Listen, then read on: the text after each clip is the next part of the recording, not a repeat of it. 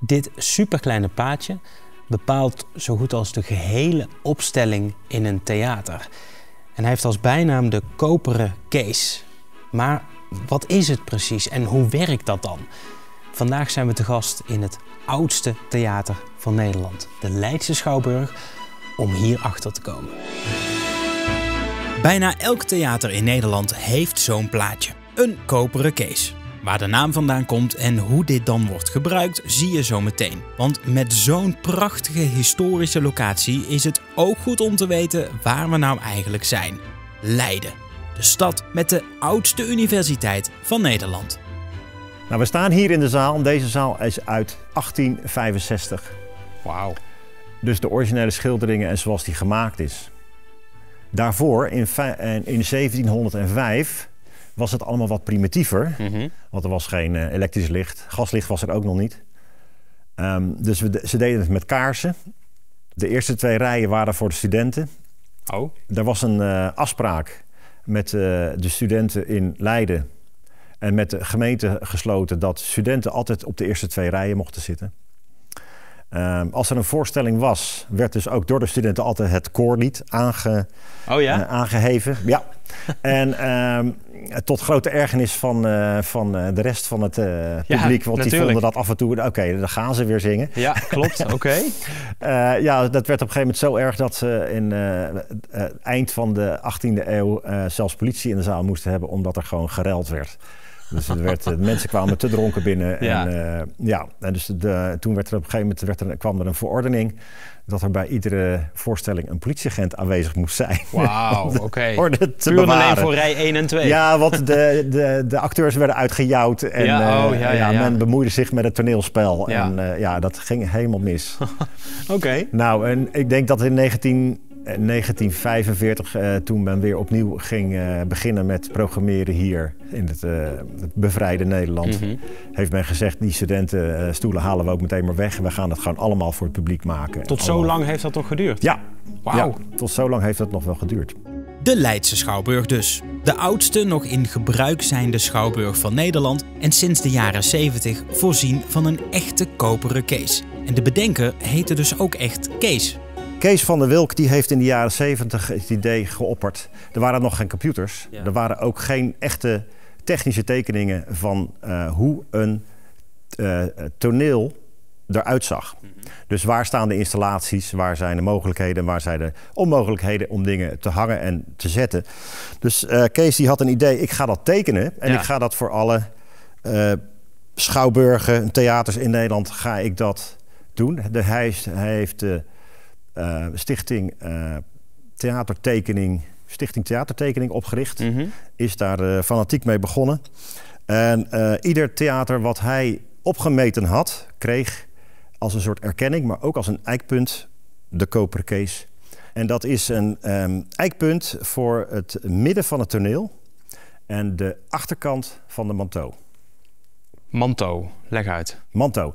Manteau is de zijkant van het toneel waar die achter de lijst zit. Ja, dus wij staan naartoe. We hebben de lijst is dat waar het goud ophoudt en het zwart begint. Ja, oh wacht, dat is de lijst. Precies. Ja. Dus waar hier het bordje pauze en zo staat, dat dus is... Hier, we staan nu op de punt van de lijst. Ja. En daar waar het toneel daadwerkelijk begint, is eigenlijk bij de manteau. En aan de achterkant van de manteau zit het plaatje. Dus mijn denkbeeldige lijn zit de achterkant van de manteau. Oké, dus eigenlijk alles wat hier van het goud tot aan die eerste zwarte plaat, dat wordt in principe niet gerekend als toneel. Dat is het voortoneel. Het voortoneel is dat. Dat is hier die halve ronde cirkel. En je ziet dat die bij ons niet zo heel groot is. Nee, maar in andere theaters kan die heel groot zijn. Ja, kan die wel tot bijna 5 meter zijn. De koperen kees, wat in werkelijkheid gewoon een messing plaatje is dus het nulpunt van een theater. Op basis van dit nulpunt werd alles opgemeten en vervolgens getekend. Dat was heel handig voor de reisgezelschappen die in veel verschillende theaters speelden. Aan de hand van de tekening wisten ze of dat hun decor paste of niet. Maar vanaf 1983 is men begonnen met het digitaliseren van die tekeningen. Ja. En dat is allemaal online gezet.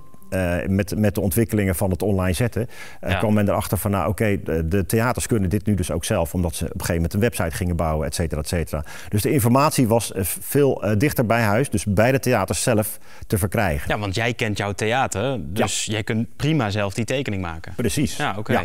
De koperen case werd dus eigenlijk al redelijk snel overbodig. Maar in de wereld van het theater is volgens Pieter niets genormaliseerd. Elk theater is anders, dus het enige dat ze hebben is nog steeds dat ene nulpunt. Bovenop het toneel in de toren hangen allemaal buizen. Ja. Dat noemen wij trekken. Nou, we beginnen bij trek 1 en tot en met zoveel als we nodig hebben. In principe is in Nederland hangen ze allemaal, eigenlijk bijna in de hele wereld, hangen de trekken om de 20 centimeter. Behalve als iemand bedacht heeft dat het anders moet. En dat is hier ook zo, of niet? Er zijn altijd uitzonderingen. Ja, oké. Nou, we zien hier dat keurig 1, 2, 3, 4, 5 tot en met 7... zien we dat het rond de 20 centimeter zit. Ja. En hier wordt hij in één keer 35 centimeter. Hoe komt dat nou? Nou, er zit hier een dikke poer. Ja. Dus een dikke bint. En die loopt helemaal naar boven.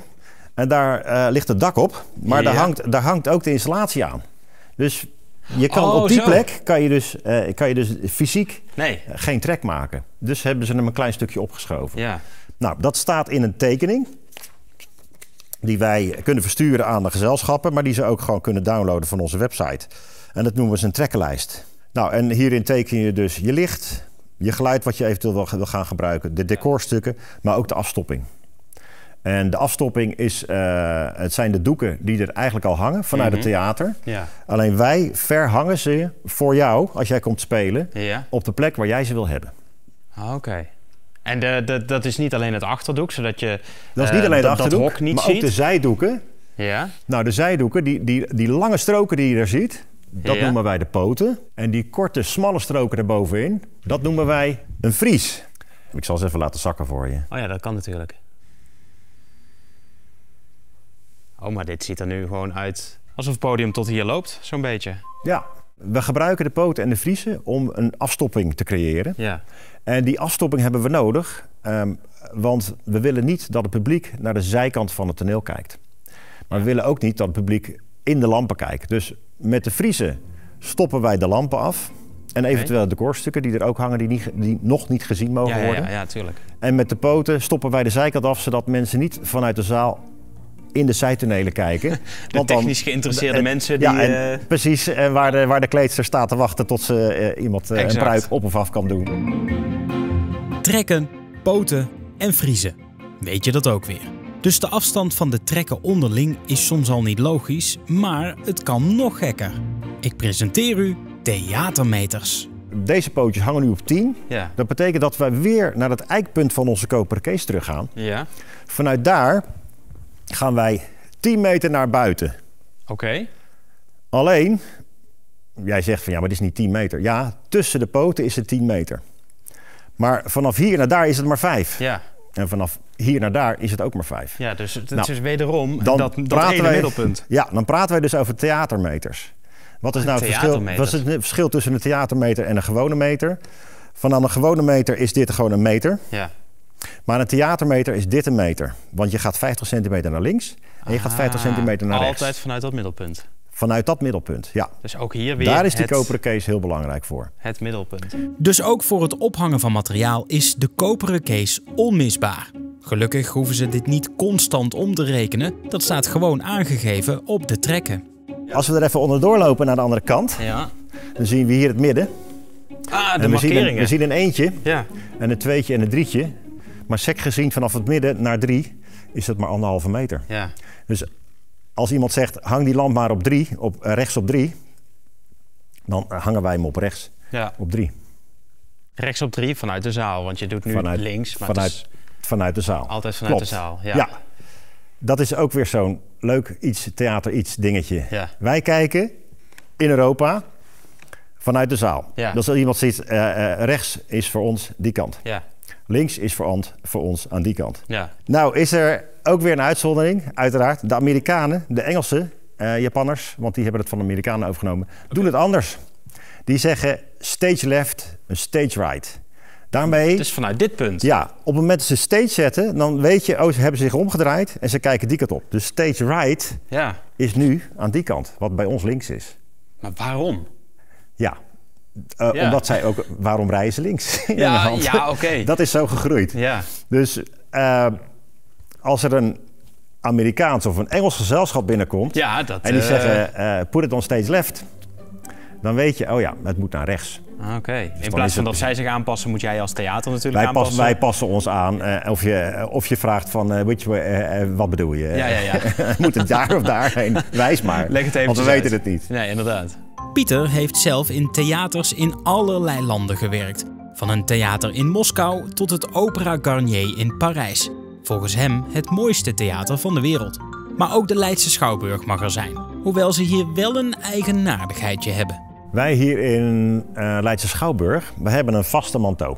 Dat betekent dat wij kunnen de manteau niet verschuiven. Dit staat echt vast. Ja. In de meeste theaters kan je de manteau verschuiven. We hadden het net over die afstopping. Als wij een vries laten zakken en we doen de pootjes wat meer naar binnen, dan zou het fijn zijn als de manteau ook meegaat. Want eigenlijk is dat onze allereerste zwarte afstopping die we hebben. Ja. Nou, hier kunnen we het niet. Maar er zijn theaters genoeg in Nederland waar we die gewoon helemaal tot een bepaald niveau naar binnen kunnen schuiven. Dat betekent dat we eigenlijk de lijst gewoon kleiner kunnen maken. Ja. Nou, de manteau gebruiken we om in te klimmen.